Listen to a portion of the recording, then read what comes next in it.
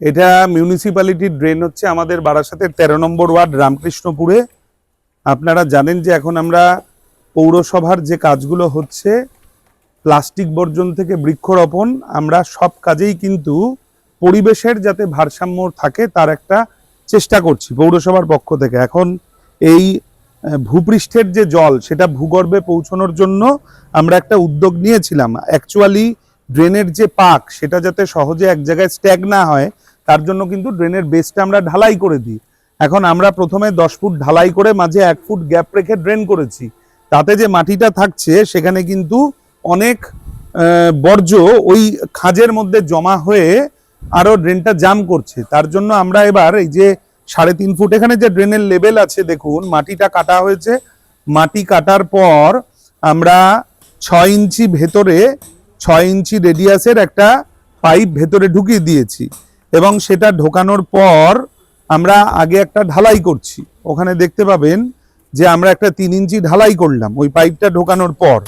এই ঢালাইটার পর লেভেলটা ঠিক করে আবার যতটুকুনি এই বেস থেকে পাইপটা উঠে রয়েছে সেটা আবার রডের খাঁচা করে দুপাশের যে শাটারিং করা হবে করে ওখানে রড বাঁধা হয়েছে এবং সেখানে কিন্তু আমরা ঢালাই করব।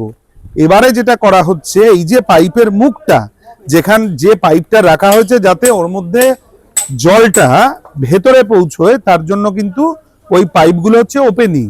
এবার ওই ওপেনিং এর মধ্যে যাতে কিছু এসে জাম না করে তার জন্য কিন্তু ওখানে চারকোল বসানো হচ্ছে। চারকোল দিলে কি হচ্ছে, দুটো ফাংশন। এক হচ্ছে প্লাস্টিক বা বোতল বা অন্য বিভিন্ন জিনিস ড্রেনের মধ্যে যেগুলো আমরা পাক তুলতে গিয়ে দেখি সেগুলো জমবে না, প্লাস ফিল্ট্রেশন হয়ে ভূপৃষ্ঠের জল ভূগর্ভে যাবে।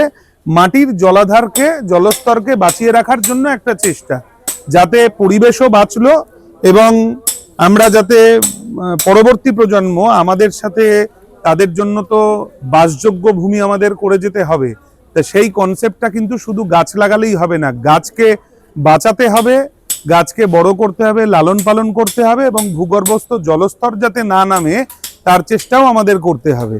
তার জন্য একটা প্রয়াস হচ্ছে এই চারকোল কনসেপ্ট। চারকোল দিয়ে যাতে মাটির ভেতরে জল যায় ফিল্ট্রেশন হয়ে, তার জন্য চারকোল বসাচ্ছি আমরা। হঠাৎ করে এরকম ভাবনা কেন? দেখুন, এই ভাবনাটা কিন্তু আমরা যখন বারাসাত পৌরসভায় 2022 সালে এসেছিলাম তখন আমাদের চেয়ারম্যান অশ্বনী মুখার্জির নেতৃত্বে কিন্তু এই পরিবেশকে বাঁচানোর জন্য সব ধরনের পদক্ষেপ গ্রহণ করা হয়েছিল।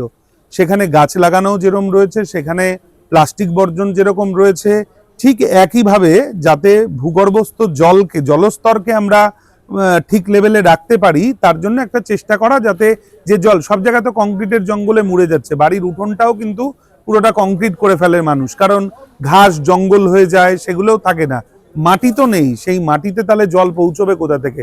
সারফেস ওয়াটারকে ভেতরে ঢোকাতে গেলে তো কিছু পদক্ষেপ নিতে হবে, এটা তারই একটা পদক্ষেপ, যাতে করে ভূপৃষ্ঠের জল ভূগর্ভের ভেতরে পৌঁছয়। বারাসাতে এর আগে হয়েছে এরকম? আমি তো শুনিনি রাজ্যে কোথাও এরকম হয়েছে। আমার ধারণা এই চারকোল কনসেপ্টটা রাজ্যে প্রথম।